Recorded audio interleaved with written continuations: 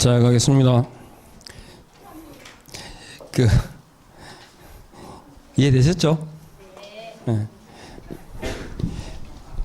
그러니까 이제 여쭤봐서 말씀드리는데 환매권하고 환매권의 기한 재매매는 다릅니다. 그러니까 아까 A하고 B하고 이렇게 했잖아요. 매매했죠. 그럼 환매권은 이 사람이 갖고 있죠. 그럼 이 사람이 이 원래의 그 매수자, 이 사람에게 대사잖아요. 이 둘 사이에 이루어지는 게 재매매거든요. 한 번 있었기 때문에. 근데 A가 예를 들어서 C한테 팔았잖아요. 이건 매매죠. C하고 D에 가도 매매고. 그러면 이제 D가 또 B한테 대사죠. 이건 뭡니까? 재매매고. 그러니까 환매권을 가지고 있는 자에 의해서 이루어지는 거 있잖아요. 이걸 갖다가 우리 재매매를 한다고요. 그러니까 아까 환매권은 대상이 되죠. 개입할 수 있으니까 그 가격 조정되고. 근데 여기서 대사하는 거 있잖아요. 요거는 기간 딱 5년 딱 채워야 되죠. 그리고 금액도 딱 정해져 있죠. 여기에 개공이 개입할 여지가 없는 거예요. 그래서 매매라는 거하고 재매매라는 거하고 차이 아시겠죠? 원래 그 환매권을 가진 자에 의해서 이루어지는 거 있잖아요. 이걸 처음에 했던 애초에 그 매매에서 상응되는 개념으로 재매매 이렇게 하는 거고. 아셨죠? 개념이 그렇게 이해하시면 됩니다.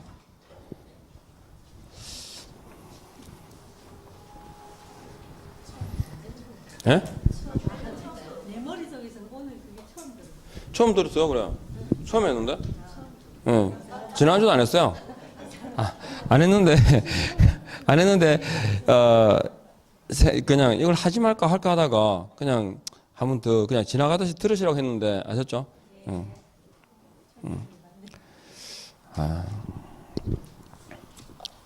제가 썩이나 친절한 사람이 못해가지고. 자, 47페이지 가겠습니다. 공인중개사 제도. 자, 일단 이게 한 문제가 나오는데 기억하실 건 뭐냐면 주어를 좀 유심히 보셔야 되고요. 주어가 뭔지. 그리고 정책심의위원회하고 용어들에 조금 주의를 하시면 돼요. 지금 한번 보겠습니다. 교재 중심으로 일단 갈게요. 정책심의위원회가 지금 설치되어 있죠. 본문에 보니까 어디에 설치되어 있어요? 국토교통부에 있습니다. 하는 일은 뭡니까? 심의입니다. 심의. 그리고 둔다, 둘 수 있다. 예, 둘 수 있으니까 임의기관이죠. 꼭 둬야 되는 게 아니니까요. 그거 아셔야 되고. 그래서 세 가지. 그리고 심의사항에 가보시면 자, 네 가지를 기억해야 되는데 일단 체크하시죠. 자격 취득, 그리고 중개업 육성, 손해배상 책임 보장, 중개보수 변경 이렇게 되는데 일단 이게 조문의 내용하고 왜 뒤집어놨는지 모르겠는데 일단 말로 연결하시면 자격을 취득해서 중개업을 하고 보수를 받고 책임을 진다 이렇게 돼요. 원래 전문 순서는 그렇게 돼 있어요. 그러니까 말로 연결할 수 있죠. 자격을 취득해서 중개업을 하고 중개업했으니까 뭐 받아야 돼? 보수를 받고 책임을 진다. 문제 생기면 책임진다 이렇게요. 그거 네 가지인데 일단은 먼저 전제로 가실게. 자격이죠. 자격. 자격에 관한 소관청이 어디입니까? 시도지사입니다. 시도지사의 소관 업무거든요. 자격에 관한 내용은. 그러니까 공인중개사 자격에 관해서 정책심의위원회에서 정하잖아요. 그러면 시도지사는 구속을 받아요. 시도지사는 그 자격 취득 등에 대해서 공인중개사 시험 등 자격 취득에 관한 사항을 정하게 되면 시도지사는 이에 따라야 한다. 그래서 밑에 3번 보이시죠? 심의사항의 구속이라고. 그래서 정책심의위원회가 그 자격 취득에 관한 사항을 정하게 되면 시도지사는 준수해야 될 의무가 있습니다. 이에 따라야 한다. 이렇게. 왜 그러냐고 말씀드린 게 이거예요. 자격에 관한 경우는 누구의 소관 업무이기 때문에 시도지사 소관 업무이기 때문에 이렇게 구속한다. 이렇게 이해하시면 돼요. 그리고 시험 시행 기간에 장 나오는데 이건 뭐 저부터 상관없고요. 넘어가시고 정책심의위원회 구성이 있죠. 그러면 오른쪽 페이지는 그럼 정책심의위원회 운영이 있죠. 자, 이것도 정책심의위원회 정책심의위원회가 딱 이렇게 있으면 그 구성과 그다음에 운영에 관한 내용이 있죠. 구성 운영에 관한 내용은 누가 어디서 대통령령에서 정합니다. 그러니까 정책심의위원회 구성 및 운영에 관하여 필요한 사항은 이렇게 되거든요. 무슨 사항, 무슨 기준으로 끝나면 대통령령으로 정한다 그랬죠? 그러면 정책심의위원회가 어떻게 이루어져 있느냐? 위원장이 있어요. 그리고 위원이 있어요. 그리고 간사가 있습니다. 이렇게 딱 규정이 되어 있어요. 어디서? 대통령령에. 아셨죠? 됐죠? 그래서 정책심의위원회 구성 및 운영에 관한 내용은 누가 정한다? 이게 대통령령으로 정하고 이렇게 구성이 되어 있습니다. 그러면 자 구성에 딱 보니까 위원장 1명을 포함해서 7명 이상 11명 이내 위원이죠. 그런데 여기 보시면 위원장이 국토부 1차관이 되고 위원이 국장이 임명 위촉한다 되어 있습니다. 그런데 뭐가 없냐 그러면 부위원장이 없어요. 그죠? 부위원장 제도가 없어요. 그리고 위원이 나오는데 임기가 몇 년이라고요? 위원의 임기가 2년이에요. 그리고 간사를 둔다 돼 있는데 그죠? 간사를 1명 둔다 돼 있죠. 이해됩니까? 근데 간사에 대해서 지명은 누가 하느냐 보시면 이렇게요. 누가 한다고? 위원장이 합니다. 그러니까 지금 제가 왜 동그라미를 그렸냐면 정책심의위원회 내부적인 문제라는 거야. 이 정책심의위원회가 어떻게 구성되느냐 하는 것은 어디에? 대통령령에 있는데 그 세부적인 아셨죠? 내용들은 누가? 위원장이 정한다. 그러면 대통령령으로 정하고 있는 봐봐요. 대통령령으로 정하고 있는 이 운영 있죠? 운영에 관한 내용은 어디 있어요? 대통령령으로 정하고 있는데 대통령령으로 정하고 있지 않은 그 세부적인 내용은 누가 정하느냐? 여기에 대해서 운영 세칙 있죠? 운영위원회, 정책심의위원회의 그 세부적인 내용, 운영 세칙도 누가 정한다? 예, 내부적인 경우이기 때문에 아셨죠? 예, 위원장이 정한다. 제가 그래서 동그라미를 딱 그린 이유가 보실 때 간사의 지명이라든지 운영 세칙 같은 이 정책심의위원회 내부의 그 문제, 이 규정들은 누가? 위원장이 정한다. 이거 지금 그거 보시라고 이렇게 적어놨어요. 그림 안에 들어있어서 아셨죠? 위원장이 정합니다. 그 다음에 오른쪽 심의위원회 운영도 대통령령으로 정하는 사항인데 위원장의 직무 뭐 대표를 하고 업무를 총괄하고 그리고 이번에 체크하시고 부위원장 제도가 없다 그랬죠. 원래 위원장이 직무를 수행할 수 없을 때 부위원장이 직무를 수행하거든요. 그런데 부위원장이 없기 때문에 위원장이 부득이한 사유로 직무를 수행할 수 없을 때 누가 한다고요? 예, 위원장이 미리 지명한 위원이 합니다. 딱 체크하시고. 위원장이 미리 지명한 위원 이렇게요. 그리고 심의위원회 운영해 보니까 위원장은 회를 소집하고 의장이 되고 자 동그라미 이번에 개의 정족수하고 의결 정족수를 구분해야 됩니다. 개의 재적위원 가반수 줄 딱 것이고요. 재적위원 가반수입니다.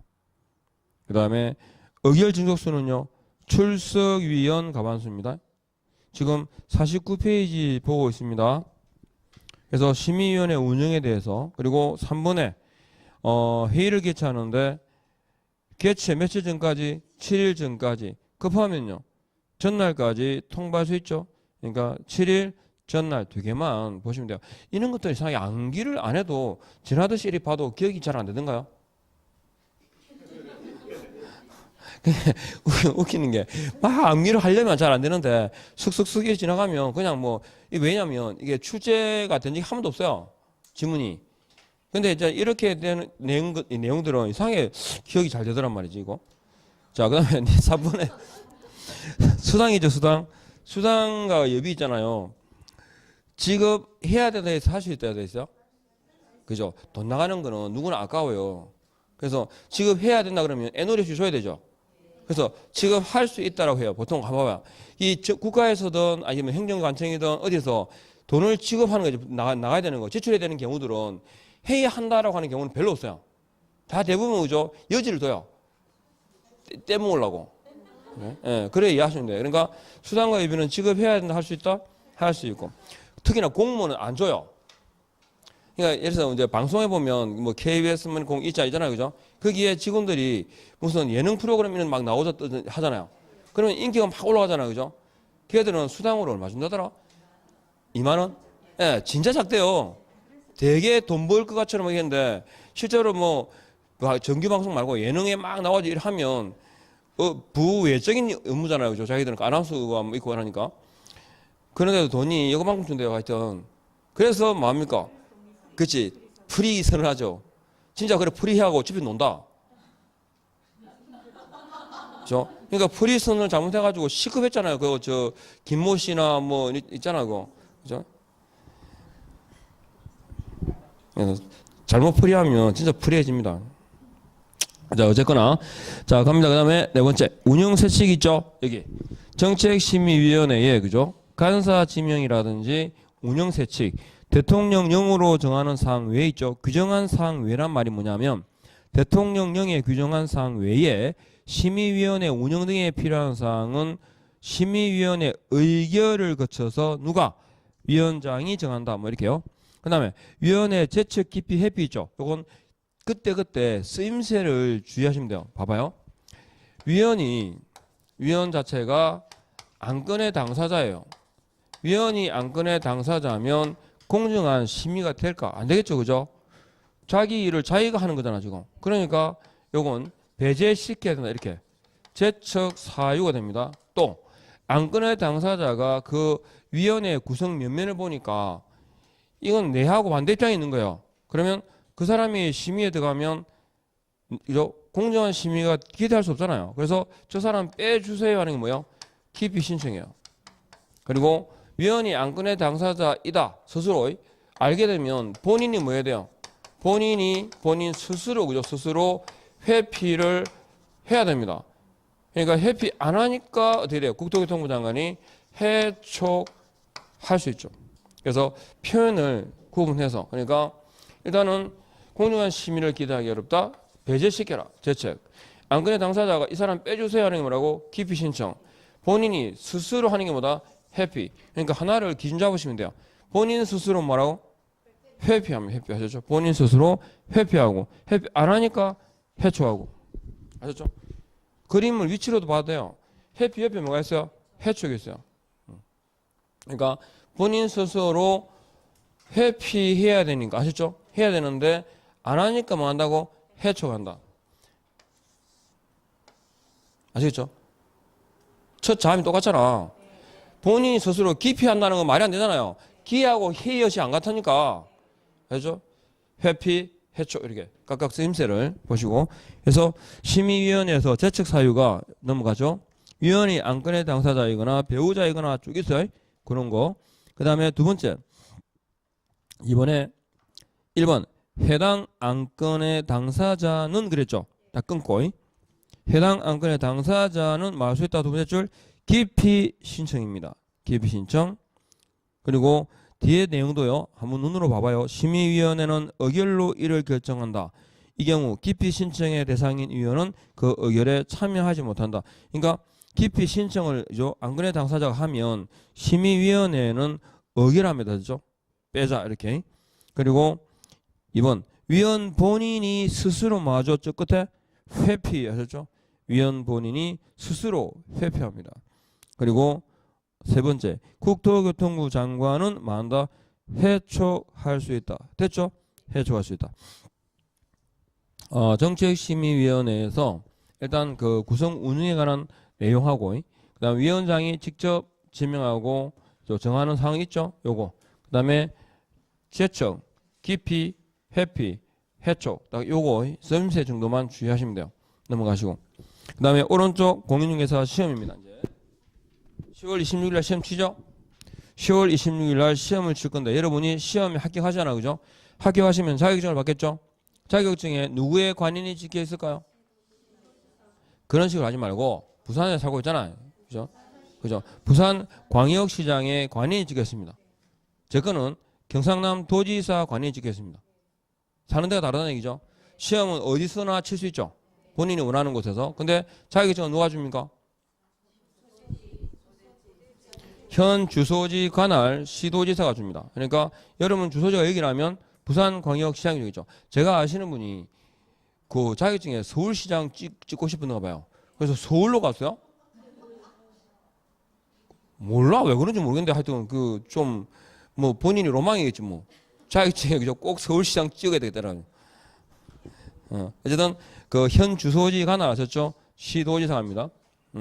그런데 보시면 시도지사가 그러니까 우리가 공인중개사가 되려면 누가 시행하는 시험에 합격해야 돼요. 원칙이. 그죠? 시도지사입니다. 근데 각 시도마다 시험을 치게 되면 난이도가 어떻게 될까요? 다르잖아. 그죠? 그래서 시험 수준의 균형 유지를 위해 가지고 누가 국토교통부 장관이 예외적인 시험 실시권자가 될 수 있는데 이것도 정책심의위원회 의결을 거쳐야 됩니다. 아셨죠? 정책심의위원회 의결을 거쳐서 국토교통부 장관이 직접 시험 문제를 출제하거나 직접 시험을 시행할 수 있다. 자, 기회. 국장이 그럼 선택할 수 있는 방법 몇 개라고요? 2개입니다. 직접 시험 문제를 출제하거나 직접 시험을 시행할 수 있다. 누구의 의결을 거쳐서? 심의위원회 의결을 거쳐서. 그리고 이 둘을 묶어서 뭐라고 하냐 그러면 시험 시행기관장 그래요. 시험 시행기관장이다 이렇게. 시험 시행기관장 그러는데 자 이렇게 구분하는 이유가 뭐냐면 공인중개사 부분에서 주어가 나오는 게 3개 있습니다. 시도지사, 국장, 시험 시행기관장 이렇게 3가지 나오는데 그 시험 있잖아요. 그 지문에 자격증이라는 단어가 나오면 주어는 시도지사입니다. 그 다음에 아까 정책심의위원회 있었죠. 정책심의위원회 위원회에 관한 내용이 나오면 주어는 국토교통부 장관이고 이 둘을 뺀 나머지는요. 시험시행기관장이 주어입니다. 그러면 공인중개사 자격시험에 응시해서 합격하잖아. 그죠? 그러면 공인중개사 자격시험의 합격자 결정 공고는 누가 하겠습니까? 공인중개사 자격시험의 합격자 결정 공고는 누가 하겠습니까?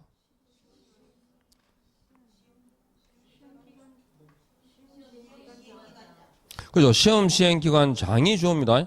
왜냐? 자격에 관한 사항 그렇지 자격증과 안 그랬잖아요. 그러면 합격자에 대해서 자격증 교부로 누가 하겠습니까? 시도지사가 합니다. 아셨죠?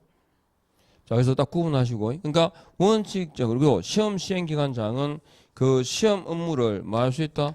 위탁할 수 있다라고 되어 있죠. 그 위탁은 누구한테 하느냐 그러면 공인중개사 협회 그리고 공기업 준정부 기관입니다. 공기업 준정부 기관에 대해서 협회와 공기업 준정부 기관에 대해서 이렇게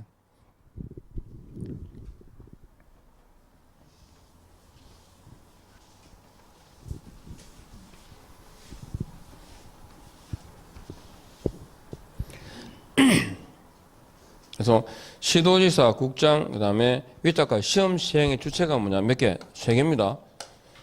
그 다음에 위탁 시행까지 이렇게. 그래서 일단은 한번 보시죠. 이게 원칙은 뭐라고요? 시도지사. 예외는요 국토교통부 장관. 그리고 동그라미 2번에 보니까 국토교통부 장관이 시험 문제를 출제하거나 시행할 때는 누구의 의결을 거친다? 심의위원회 의결을 거친다. 그리고 위탁이 가능하다. 그죠? 어디에다가 협회하고 공기업 준정부 기관에 대해서. 그리고 시험 시행 그랬죠? 자, 시험을 시행합니다. 매년 1회입니까? 1회 이상입니까? 1회 이상입니다. 이상에다가 동그라미 하시고 즉 시험은 한 번이 아니고 2번 칠 수도 있죠. 2번 친 적도 있죠. 예, 그래서 15회 추가 시험과 4월달에 있었고요. 16회 시험이 10월달에 있었습니다. 2번 넘어가시죠. 시험에 공고가 나오는데 계략적 공고, 즉 예정 공고와 구체적 공고, 확정 공고를 말합니다. 예정 공고는 언제까지? 매년 2월 28일까지 있죠. 체크하시면 되고 확정 공고는 언제까지? 시험 시행 90일 전까지입니다. 그러니까 매년 2월 28일까지 그러니까 연초에 보면 그죠? 그 해 시험 시행 계획이 딱 나와요. 그죠? 그래서 예정 공고하고 그다음에 확정 공고 며칠까지? 90일 전까지. 그다음에 공인중개사 자격 시험에는 응시 자격이 있죠. 응시 자격 보고 있습니까? 52페이지에 응시 자격 보입니까? 그리고 가능하면 있잖아요. 적는 것보다 잘 듣는 게 중요합니다. 그냥 툭툭툭툭 따라오세요. 지금 뭐 들으시면서 바로 입력이 되고 암기가 됩니까? 그러니까 안 그런데 뭐 굳이 말하고 막 쇠가 빨리 적어요. 아, 쇠는 안 빠진대. 그냥 편하게 적으시고 하시죠. 그러니까 그러니까 항상 기회 중심도 기회. 그래서 뭐라고 설명하지? 여기에 포인트 맞추시면 돼요. 그러면 응시 자격은 제한이 있어 없어요? 제한이 없어요. 그죠? 남녀노소 국적 불문하고 누구나 칠 수 있어요. 그래서 제가 항상 예를 드는 게 쌤 57이 있죠? 쌤 57이라고 합니까? 쌤 57이가 시험 칠 수 있을까 없을까요? 있어요. 그죠? 쌤 57도 있고 우리 청준도 시험 칠 수 있어요. 우리 저 청준 있죠? 예. 고2입니다. 고2. 예. 고2도 시험 칠 수 있어 없어요? 있어요. 고2를 둔 부모도 있죠? 본인의 고2는 공부를 안 오죠? 마찬가지 진짜 그 공부도 제가 뜻이 있어야 생각이 있어야 하는 거지. 그죠? 진짜 그죠? 부모는 가이드를 하는데 가이드 노릇하기가 힘들어요. 그죠? 가이드를 하다 보면 가르치려고 그러죠. 예. 근데 제가 어느 책에 읽어보니까 모든 게 아무리 누가 걱정을 해도 본인보다 본인을 걱정하는 사람은 없어요. 그죠? 그러니까 방향을 갖다가 방향을 보여주고 이런 게 있다라고 제시할 뿐이지 선택까지 강요할 수는 없어요. 그러니까 그게 지나치면 이제 국가도 개입을 하는 게 그죠. 이게 이런 게 개인 괜찮은 거야 이렇게 강조하면 어떻게 됩니까? 개인의 자유가 억압되잖아요. 그러니까 이런 게 있다라고 방향을 제시할 뿐이지 이렇다 저렇다 해야 이렇게 할 수는. 그러니까 저희 집에 청춘도 공부만 하면 한번 들어보지 이런. 왜? 그래서 들어보면 좋잖아. 아니? 안 듣고 싶은데. 그럼 할 말 없어요. 그러니까 대단한 청춘입니다 제가. 그래갖고 제가 꼭 돼야 되는데 이 언제 가는 데마다 이 이야기 하는데 우리 청춘 얘기하는데 17살짜리도 시험 칠 수 있다 없다? 있다. 그죠? 그래서 응시자격에 제한이 있습니까 없습니까? 없습니다. 쌤 57이도 시험 칠 수 있고 그죠? 근데 딱 두 개는 안 돼요. 자격이 취소된 자 있죠? 몇 년간요? 3년간 뭘 못할까요? 아무것도 못합니다. 현행 공인중개사법에서 자격에 취소가 된 자가 3년간 할 수 있는 게 있다 없다? 없다. 아시죠? 아무것도 못한다. 이렇게 딱 정리하시면 돼요. 아무것도 못해요. 그런데 이번에 부정행위자 있죠? 부정행위자는 자 제목 옆에다가 이렇게 딱 적으면 돼요. 항상 제가 여쭤보면 이렇게 대답하셔야 돼요. 시험만 못 친다. 그죠? 부정행위자는 뭘 못한다고? 시험만 못 친다. 그럼 시험만 못 치니까 중개업에는 종사할 수 있을까 없을까? 있어요. 그러니까 중개업에는 종사할 수 있는데 시험만 못 칩니다. 몇 년간요? 5년간. 언제부터 5년간? 그죠? 딱 체크하시고 처분 있은 날부터 5년간입니다. 그러니까 이게 뭐로 바뀌냐면 시험 시행일부터 이렇게 나오거든요. 시험 시행일부터가 아니고 당에 그 시험 치잖아요. 그죠? 그러면 그 시험이 무효가 되고 그 무효 처분이 있은 날부터 몇 년이라고? 5년간. 뭘 못할까요? 예, 시험만 못 쳐요. 그러니까 큰 해야 돼, 안 해야 돼? 해야 돼요. 그죠? 예. 잘하는 것까지 해야 돼. 잘하는 것까지. 근데 진짜 그죠? 컨닝은 농담에 이렇게 정말 저의 말씀을 진지하게 듣고 컨닝을 하시려고 노력하시면 안 됩니다. 컨닝을 공부를 열심히 하신 분은 사실은 컨닝 할 수가 없어요. 본인 문제 풀 시간이 없어요. 바빠가지고 너무 걸 볼 시간이 없어요. 근데 이제 저 같은 경우는 했죠. 왜냐면 되는지 안 되는지 봐야 되니까 컨닝이 과연 될까 이렇게. 근데 컨닝은 가능하긴 합니다. 이웃을 잘 만나서 공부 잘하는 사람 만나면 뭐 컨닝도 실력이 되니까. 컨닝도 실력이죠. 저희 옛날 교수님이 했던 말씀이에요. 컨닝도 실력이고 컨닝이 왜 실력이냐. 그러니까 제가 왜냐면 그건 불만이었어. 저는 여자들이 컨닝 페이퍼 만드는 거 정말 이해를 못했거든요.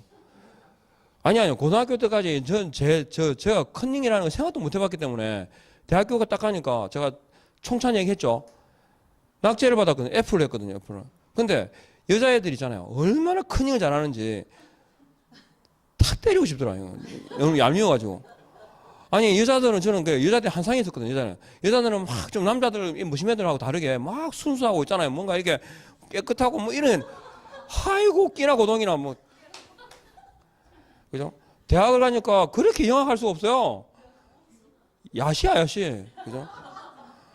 아니 남자들보다 있잖아 더 이게 남녀가 보통 같이 있으니까요. 남자들보다 더 컨닝 잘하고 더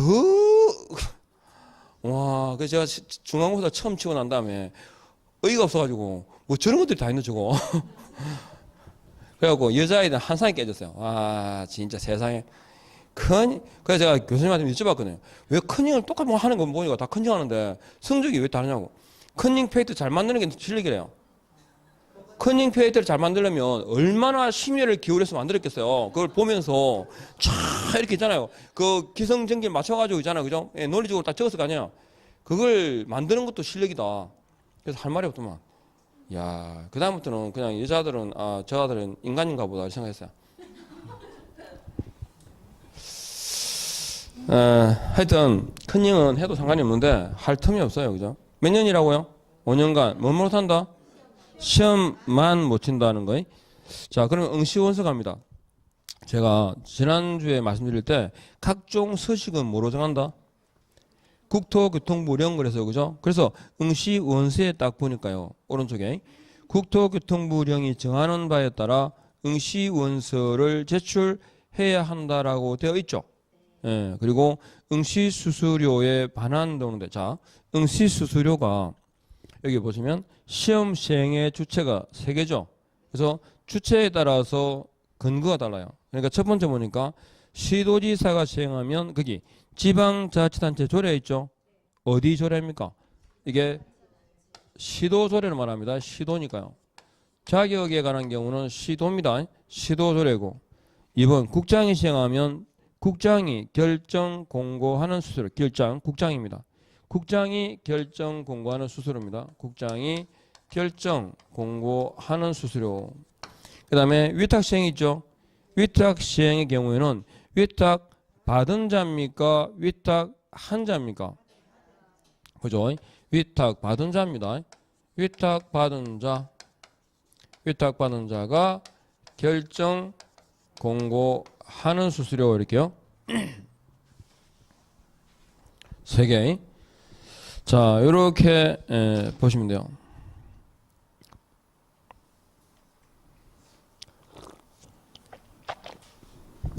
자, 응시수수료 반환이 나오는데 누굽니까 주어가? 시험 시행기관 장은 그랬죠. 전부 또는 일부를 반환하여야 한다 그랬잖아요. 근데 이번에 보세요. 반환 기준이죠. 기준의 근거가 뭐예요?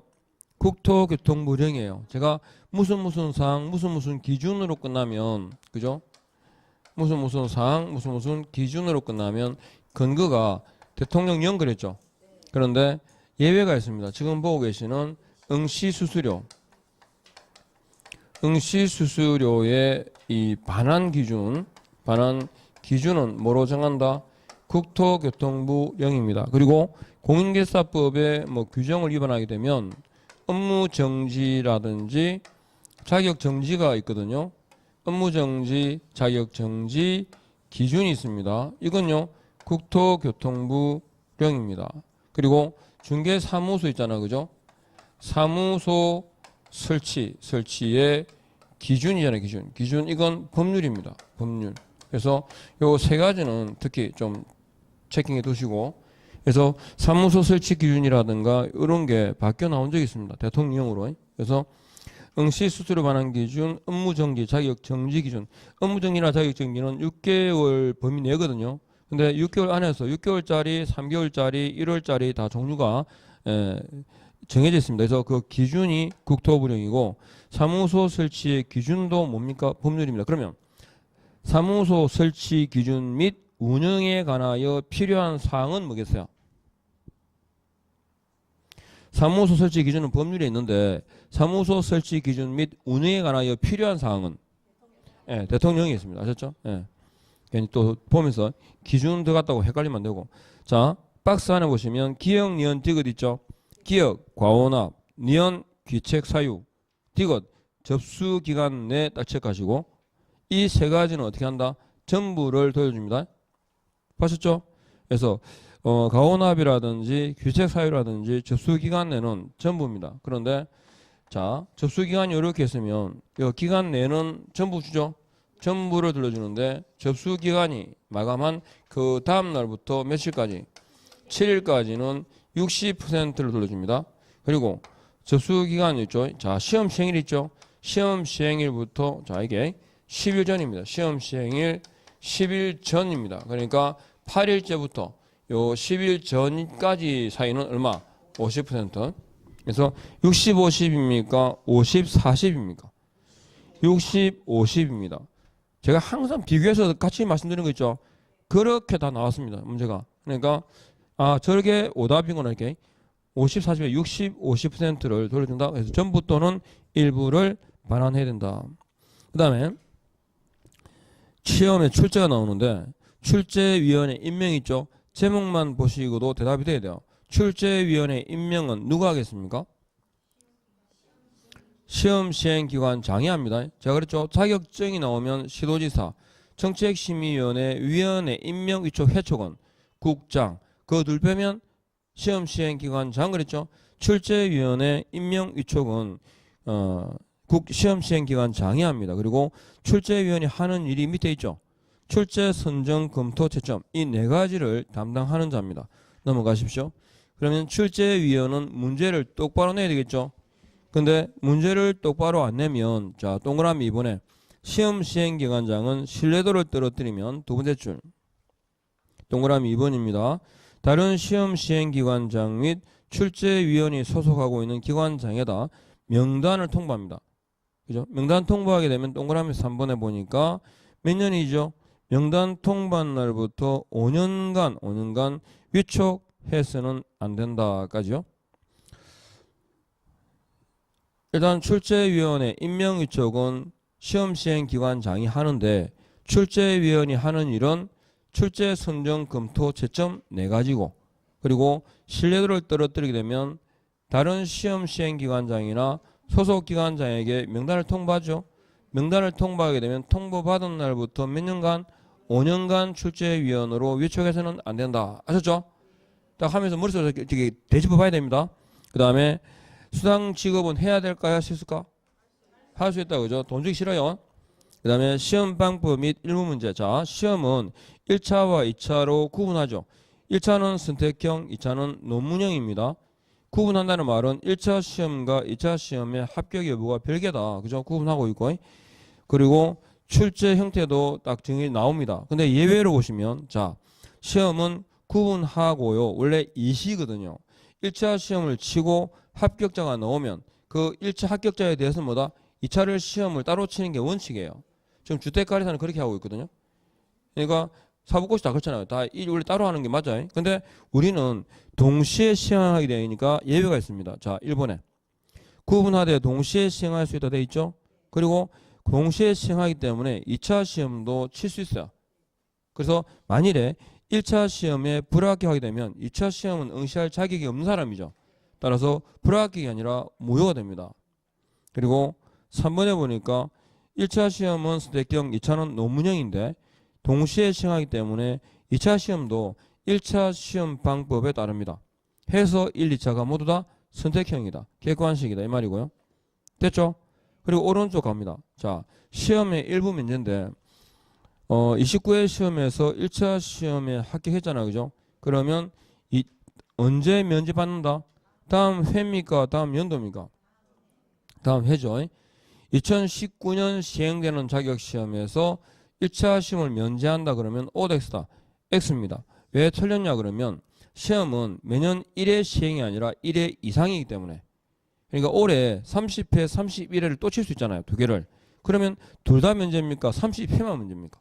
30회만 면제죠. 네, 이렇게. 이제 과목은 아실 거고요. 자, 합격자 결정합니다. 합격자. 자, 제1차 시험 있죠? 제목 옆에다가 예외 없음이라고 적으십시오. 공인중개사 자격시험은 1차하고 2차로 나뉘어지는데 1차는 예외 있다 없다? 예외 없음입니다. 예외 없음. 그죠? 예외 없다. 2차 시험은요. 일단은 과락 없이 평균 몇 점?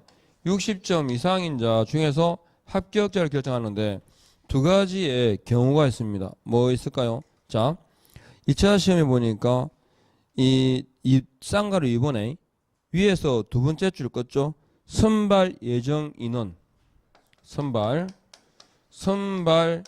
예정 인원. 예정인은 미리 공고, 즉 사전 공고라는 거 보입니까? 그죠? 선발 예정 인원을 미리 공고했다. 사전에 공고한 경우에는 바로 몇 점? 40점 이상 인자 중에서 고득점 순으로 그 숫자만큼 뽑죠. 선발 예정 인원을 예를 들어서 올해 10,000명만, 10,000명은 너무 작나? 2만 명을 뽑겠다 그랬잖아요. 그죠? 그럼 어떻게 돼요?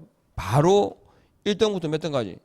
2만 등까지 내려오는데 그 2만 등이 최소한 40점 이상은 돼야 돼요. 그죠? 근데 이 경우는 인원을 줄이는 데 목적이 있습니다.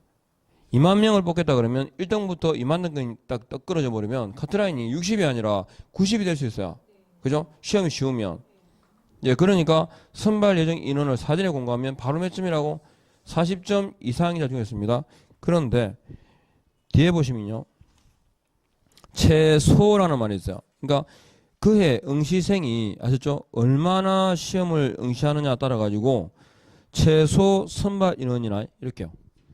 최소 선발 인원이나 최소 선발 비율을 사전에 공고하죠. 사전에 공고하게 되면 지금 위의 질문처럼 바로 40점이 아닙니다. 그러니까 올해 20%를 뽑겠다 그러잖아요. 그죠? 그러면 어떻게 돼요? 정상적으로 과락 없이 평균 몇 점? 60점 이상 인자 중에서 고득점 순으로 얼마?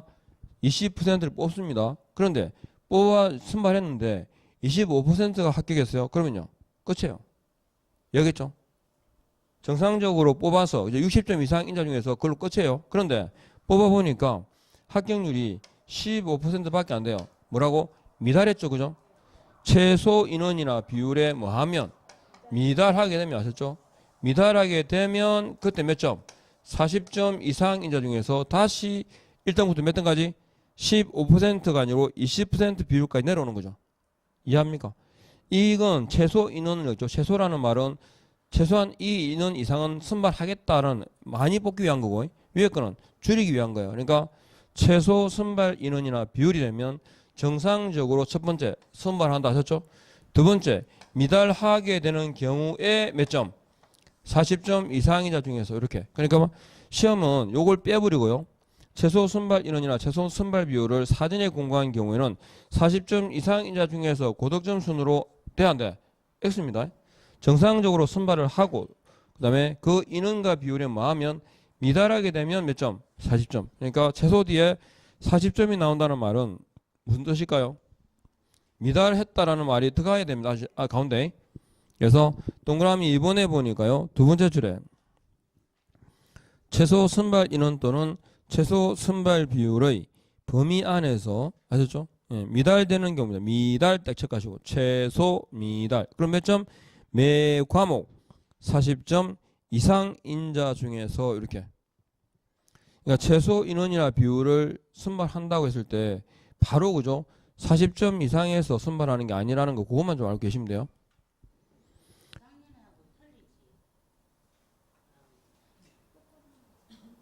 아, 이거요? 같아요. 예. 네. 작년에도 이거 있었어요. 네, 똑같은 얘기. 개정된 사항이 없습니다. 자, 그 다음에 8번 합격자 공고 자격증 교부인데 이것만 가지고 대답해 보시겠어요? 합격자 공고는 누가 합니까? 시험 시행 기간 장애합니다. 자격증 교부는 누가 할까요? 시도의사가. 자, 그렇게요. 그러면 자 합격자 공고 있고 그 다음에 자격증 교부가 나옵니다. 그러면 자 누가요? 시도지사는 그랬죠. 그리고 자격증을 교부해야 된다 할 수 있다. 교부하여야 한다. 언제? 바로 밑에 있죠. 공고 1부터 몇 월? 1월 이내에 하셨죠. 그래서 딱 세 가지입니다. 자격증 교부는 누가? 시도지사가 언제? 1개월 이내에 어떻게 하라고? 교부하여야 한다까지 하셨죠? 교부해야 한다까지. 자, 그리고 제가 자격에 관한 내용은 그죠? 자격에 관한 내용은 누가 소관청이다. 시도지사다 그랬죠. 그죠? 근데 시도지사가 종류가 두 개가 있어요. 보시면 지금 부산이죠. 부산 연제구입니다. 연제구에 주소지가 있어요. 근데 중개사무소를 어디에서 열었냐 그러면 경남이에요. 경남 창원이라는 데가 있습니다. 창원. 경남 창원시 구가 있는데 성산구라는 데가 있습니다. 여기다가 사무소를 두려고 합니다. 그러면 뒤에 다시 또 말씀드릴 거지만 이 경우에 보면요. 현재 자격증 교부를 하는 시도지사 누구예요? 그죠? 주소지 관할입니다. 그래서 자격증 교부 시도지사가 있고 그러면 사무소 관할 시도지사가 누구예요? 경상남도지사입니다. 사무소 관할 시도지사 해가지고 몇 개 있다고? 종류가 2개가 있습니다. 자, 그러면 2개가 지금 일치하나 안 한다? 일치를 하지 않죠. 이제 이때 이제 문제입니다. 일치하면 그냥 시도지사 해도 상관이 없는데 일치하지 않을 때는 구체적으로 특정을 해야 되는데 자, 자격 취소 있잖아요. 자격 취소라는 행정 처분 있잖아요. 그죠? 자격 취소라는 이 행정 처분은 누구가 할까요? 같은 자씨가 합니다. 승희. 자로 시작되는 게 둘 중에 뭐가 있습니까? 있죠. 자격증 교부 시도지사가 합니다. 자격 취소가 되면 그 결과로 해당 자격증을 반납하게 되어 있거든요. 자격증 반납도 누구한테 할까요? 똑같은 자씨한테 합니다. 누구? 자격증 교부 시도지사에게 합니다. 교부한 사람한테. 그 다음에 자격 정지라는 처분이 있죠. 자격 정지라는 처분은 자격 정지 그럼 누가 생각나야 돼? 소공이죠. 소속 공인중개사에 대한 자격 정지도 누가 할까요? 둘 중에서 자격증 교부 시도지사가 합니다. 그죠? 그리고 자격증 반납 아셨죠? 그러면 자격증을 분실했어요. 자격증을 분실하게 되면 자격증을 재발급받죠. 이게 자격증 재교부입니다. 자격증 재교부는 누구한테 하겠어요? 네, 자격증 교부 시도지사입니다. 이 4가지의 공통점이 있습니다. 다 뭡니까? 자격 되어 있죠. 그래서 시작하는 첫 글자가 자자입니다. 그죠? 그런데 이 자격 취소를 바로 하는 것이 아니라 하기 전에 그 기회를 주거든요. 자기 변론에 기회를 주거든. 청문을 실시합니다. 그리고 자격 정지라는 처분 전에도 의견 제출에 기회를 부여합니다. 의견을 제출하시오. 의견 제출 기회를 부여하는데 그러니까 자격 취소라든가 자격 정지 이전에 이루어지죠. 그래서 이걸 사전 절차라고 합니다. 그죠? 그래서 청문이라든가 의견 제출의 기회와 같은 경우를 우리가 사전 절차라고 하거든요. 그러면 이러한 절차는 누가 이행을 하겠습니까? 누가 이행하겠습니까? 몰라도 공통점을 한 찾아봐요. 가장 사시죠? 사무소 관할 시도지사 사전 절차 다 이건 자고 그죠? 그러니까 처분 이전에 사전 절차를 누가 이행한다? 사무소 관할 시도지사가 이행하고 그 결과를 이렇게 통보해 주잖아요. 통보해 주면 자격증 교부 시도지사가 자격 취소라든가 정지 처분하게 되는 거죠. 금방 했어 분명히. 그죠? 그러니까 다음에 들으실 때는 그냥 당연히 받아들이셔야 됩니다.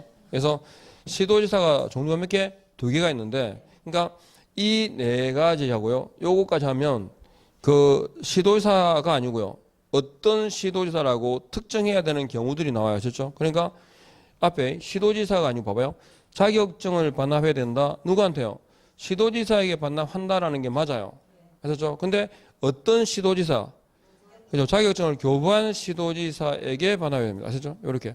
지금 자격증 재교부가 나왔잖아. 그죠?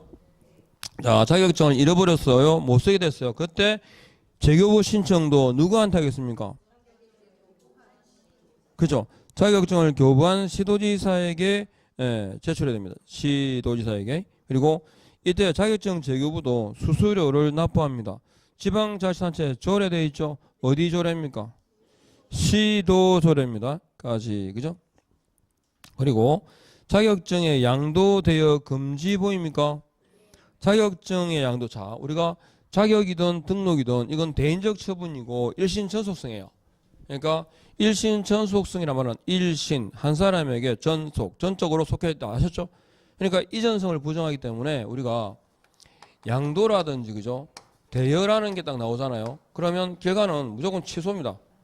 취소와 동시에 1대1이거든요. 자, 그래서 취소하고 1대1이다 그러는데 취소와 1대1이다. 취소와 1대1인데 자격은 취소하고 동시에 몇 대면 1년 이하의 징역이나 1,000만 원 이하 벌금에 처한다 이렇게 돼요. 근데 주의하실게요. 공인중개사법상에서 중개업을 하면서 자격에 취소가 되는 경우는 기본적으로 중개업 하다가 자격이 날아가는 경우는 없다고 보셔도 돼요. 그러니까 중개업 하다가 자격이 날아가는 경우가 없다. 자, 자격 취소의 사유를 보면 자격증을 양도하거나 대여했거나 부정한 방법으로 취득했거나 자격 정지 기간 중에 중개 업무를 수행했거나 하거든요. 그러니까 그 행위에 대해서 중개 업무를 어떤 걸 위반해가지고 잘못해가지고 제재받는 건 없어요. 그리고 징역형을 선고받은 경우가 나오는데 이 징역형 선고라는 것도 이 법이라야 돼요. 공인중개사법에 의해서 징역형을 선고받은 경우라야 뭐가 됩니까? 자격이 날아가요. 단지 징역형이 아니고 아셨죠? 그러니까 무슨 말이냐면 공인중개사법상의 형벌이 징역 또는 벌금을 가는 경우가 3대3, 1대1 두 개 있거든요. 근데 또는이죠. 징역 또는 벌금이란 말은 기본적으로 뭘 선고하겠어요? 벌금형 선고가 원칙이라는 뜻입니다. 그냥. 너무 재질이 안 좋거나 이게 예외 있겠죠. 그죠? 근데 대부분의 경우는 뭐라고? 벌금형에 거친다라는 뜻이거든요. 그러니까 중개업 하다가 자격이 날아가는 경우는 딱 자격에 취소가 됐어요라고 들었죠? 뭡니까? 이겁니다. 대염이 돼요. 양대 부정해가지고 이게 이 경우에만 뭐라고? 자격을 취소해야 되는데 자 자격 취소는요 절대적 아시죠? 절대적 자격 취소 사유입니다. 무슨 말이냐면 절대적이다, 기속적이다, 이걸 필요적이다 라고 하고 그러니까 종결 의미가 뭐로 끝난다? 해야 한다로만 끝나야 돼요.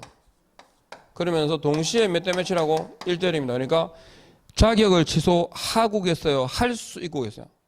하고요. 그러니까 자격 취소가 나오면 뒤에 종결 의미에서 할 수 있다라고 나오면 무조건 X예요. 그런 자체가 없어요. 뭐라고? 해야 되는 것만 있어요. 해야 되는 거. 아시죠? 그래서 자격 취소는 딱 걸리면 날아가요. 그래서 양대 부정, 그 다음에 징역형 선고받은 것까지 이 법에서 해서 양도 대여가 딱 나오면 뭐라고? 예, 근데 요거 사람도 처벌합니다. 왜 때문에? 1대1, 그죠? 그래서 양도 대여 딱 나오면 무조건 날아간다. 그리고 58페이지 보니까 유사명칭 사용 금지 있죠? 공인중개사 아닌 자는 끊어봐요. 탁 자르시고 U자에다가 동그라미 유사명칭. 유사명칭은 무조건 1대1입니다. 1대1입니다. 1대1 하셨죠? 1년 이하 징역이나 1,000만 원 이하 벌금에 처한다. 이걸 줄이면 1대1. 공인중개사 아닌 자는 그러니까 일반인이겠죠. 그래서 1대1이고 유사명칭에 해당되는 경우가 대표 그다음에 사장 이런 게 유사명칭입니다. 알겠죠? 자격 없는 사람은 명함에다가 행복공인중개사 사무소 대표 김아무개 이름 못해요. 하게 되면 유사명칭으로 걸립니다. 왜냐하면 그 명함을 받았을 때 의뢰인들이 뭐라 생각하겠어요? 아, 이 사람이 소장인가 보다, 공인중개사인가 보다라고 생각하겠죠, 그죠? 그래서 보통 동업하는 경우에 그런 물주 있잖아요. 사무소는 뭐 자격증은 값을 걸고 A라는 사람이 사무소를 얻었다. 중개업 같이 하죠. 그럴 때 그 A가 보통 예전에는 대표라든가 사장이라는 명함을 썼어요. 지금 쓰면 유사명칭으로 걸립니다, 그렇죠? 자, 이렇게 하시고 좀 쉴까요? 쉬었다 가죠.